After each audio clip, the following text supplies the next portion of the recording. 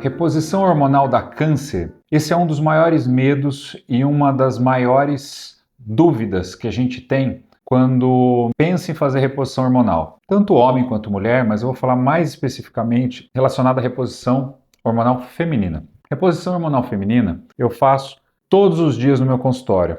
Por quê?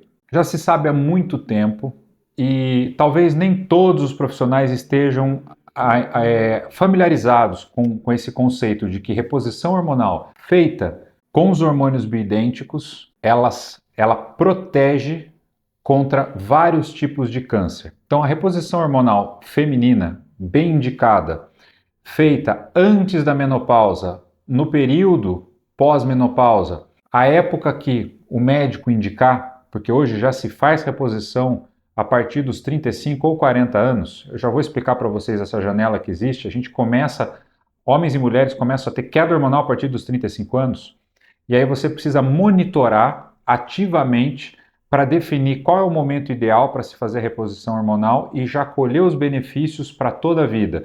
E durante quanto tempo se faz essa reposição hormonal? Até o último dia de vida, se quiser. Você pode fazer até os seus 120 anos.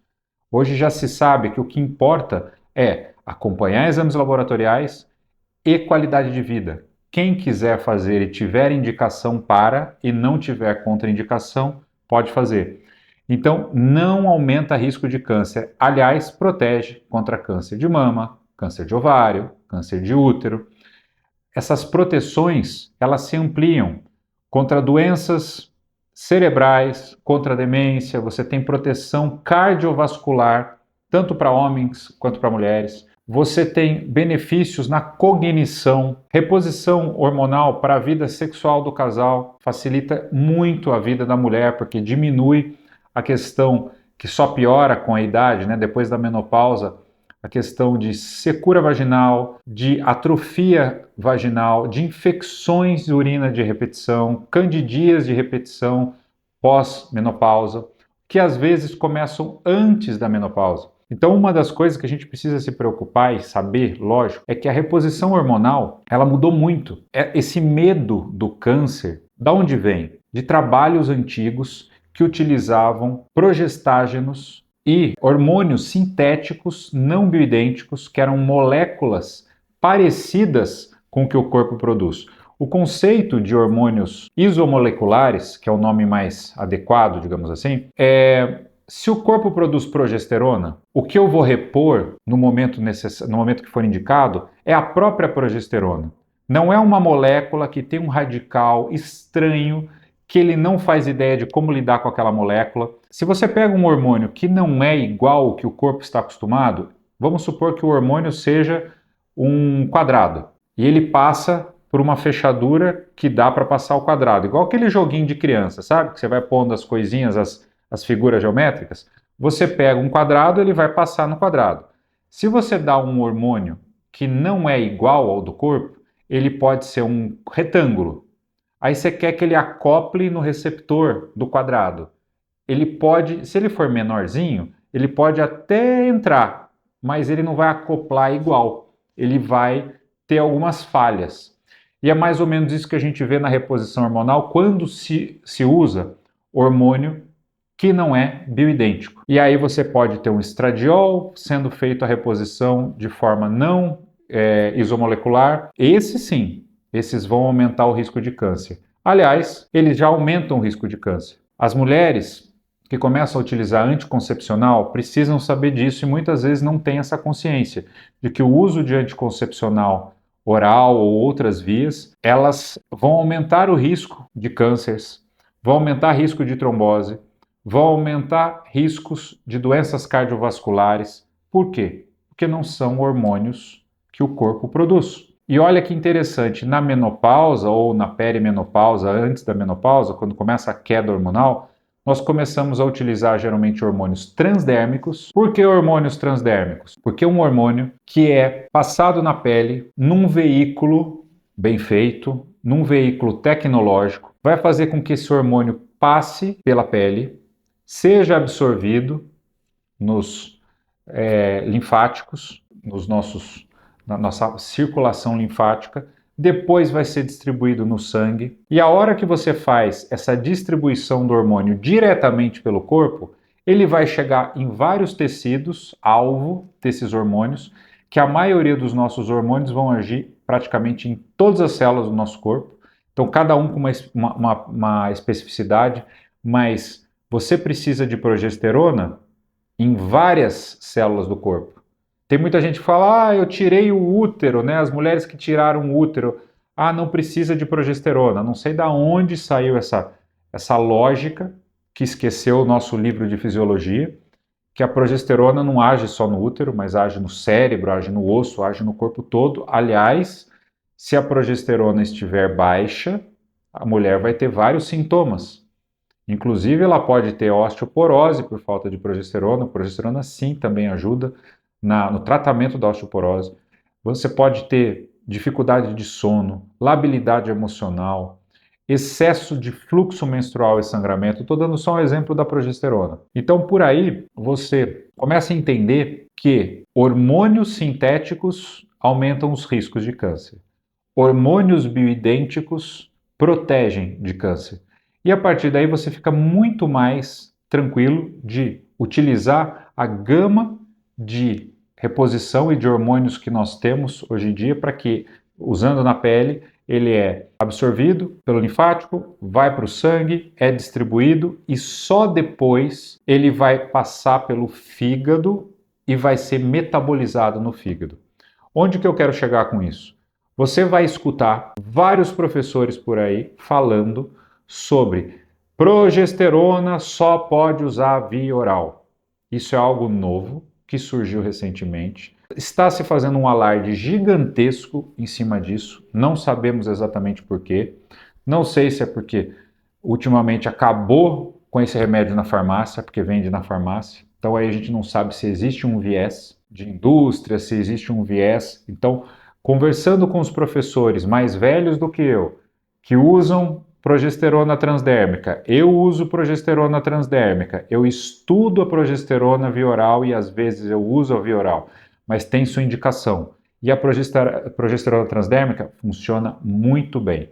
Por quê? Porque ela não vai ser metabolizada imediatamente no fígado. Se você dá a via oral, ela vai ser metabolizada no fígado, vai virar outro metabólito que terão outras funções também importantes, mas a função da progesterona eu quero via transdérmica e que seja distribuída.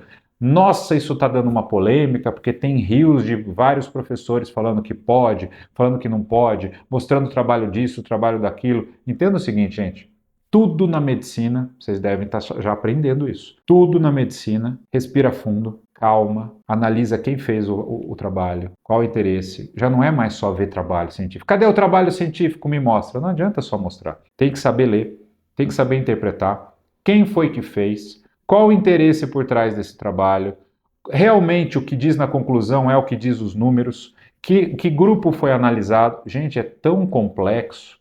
Você vai ter que confiar em alguém. Porque se você fica ouvindo um, ouvindo o outro, ouvindo um, ouvindo o outro, você não sai do lugar, você fica louco.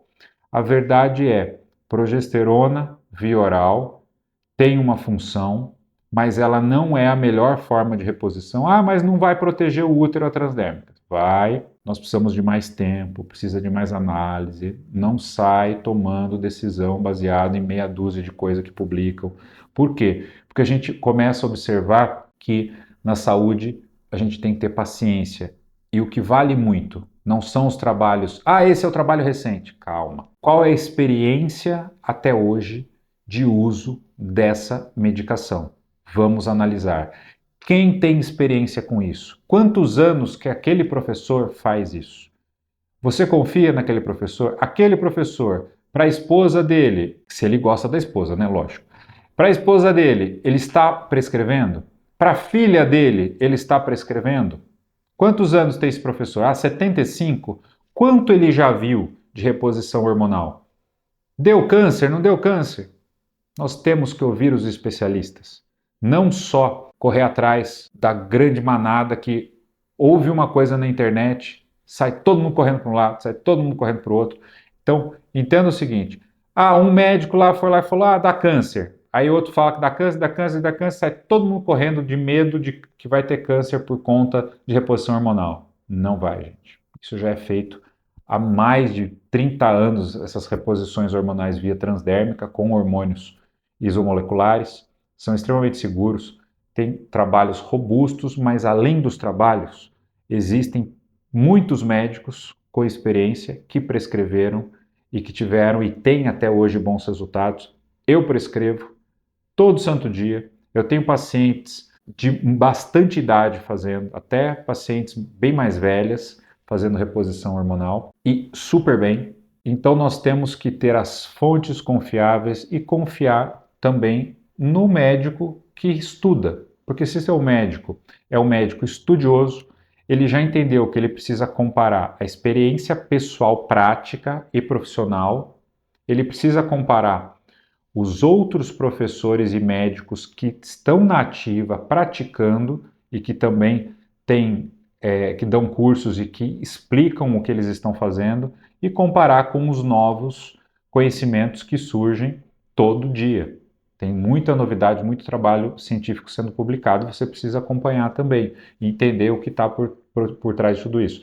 Então, resumindo, esse vídeo eu fiz para explicar e tirar a grande dúvida. Hormônios na reposição hormonal podem causar câncer. Hormônios bioidênticos protegem quando bem indicados, quando não há contraindicação e cada vez mais a gente sabe que o número de contraindicações são pequenas em comparação ao que se pensava no passado. A prima da tia da minha avó teve câncer de mama, então eu não vou poder fazer reposição hormonal. A vizinha teve câncer de mama, é melhor eu não fazer.